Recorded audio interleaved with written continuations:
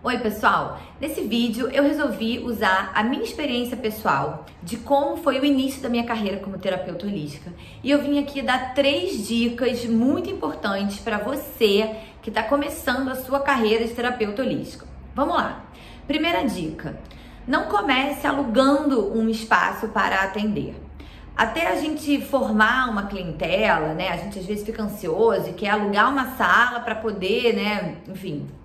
Então, o ideal é sublocar, porque para você alugar uma sala, né, você vai ter custo de aluguel, de condomínio, de IPTU, de luz. Então, o custo de alugar um espaço para que você possa atender é muito alto. O ideal é que você faça isso quando você já tem uma certa clientela, quando você já tem aí um faturamento, digamos, por mês legal que dê para que você consiga ter o seu espaço. Então a primeira dica, né? Vamos começar sempre devagarinho. Então, inicialmente, você pode sublocar horários em salas, tá? Para você começar a sua carreira.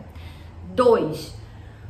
Precificação do seu serviço. Gente, eu sofri muito com isso, porque como eu tava começando, eu achava que eu não podia cobrar um valor X, porque eu tava no começo e ninguém me conhecia, e ficava com medo de colocar um valor, nem era um valor alto, mas assim, né, de cobrar, sei lá, que fosse R$100 por uma sessão de reiki. Mas é importante a gente lembrar que, para que a gente chegue naquele ponto de começar a atender, de começar realmente a trabalhar, a gente investiu em curso, a gente investiu o nosso tempo, a gente investiu a nossa energia, a gente está em constante atualização, né? A gente está sempre estudando. Então, gente, isso assim, não tem preço. Então, o ideal é você fazer uma pesquisa, né, ali na região onde você vai atender, para você ter mais ou menos uma ideia e você, pensando no custo que você vai ter, né, você colocar aí um valor que seja um valor razoável. Então, tira essa crença de que, porque eu estou começando. Eu lembro que na época, gente, eu queria cobrar tipo um valor simbólico, assim, sabe? Então, não. Lembrem-se que o valor que a gente se dá é o valor que o mundo nos dá.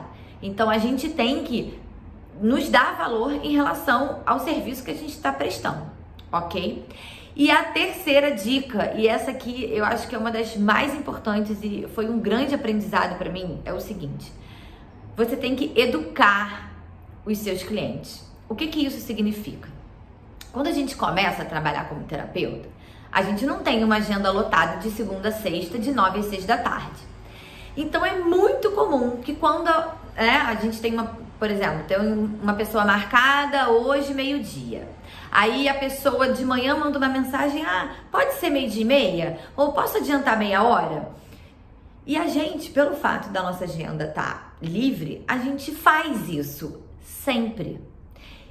O problema é que isso faz com que o cliente acredite que a gente está sempre disponível, ou seja, que ele pode sempre querer atrasar um pouco, ou antecipar um pouco, ou desmarcar para o dia seguinte, que sempre vai ter horário. E isso, gente, é péssimo. Isso a longo prazo não é nada legal. Isso foi um grande problema para mim, porque é óbvio que eu fazia isso no começo, então às vezes a pessoa desmarcava 3, 4 vezes e eu lá, né, sempre disponível. E isso acaba gerando um certo desconforto para nós terapeutas, né? E aí, com o tempo e com a experiência, eu entendi que eu era responsável pelo comportamento dos meus clientes. Hoje, graças a Deus, quando eu falo que eu não tenho horário, é porque eu realmente não tenho horário, né?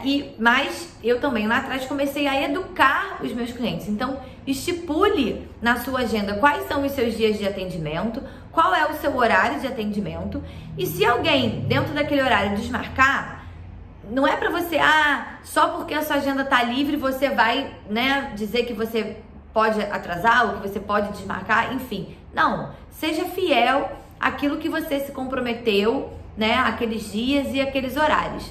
Isso faz com que você eduque os seus clientes. Então a pessoa provavelmente vai pensar 2 vezes, né, antes de desmarcar ou de querer adiantar, antecipar.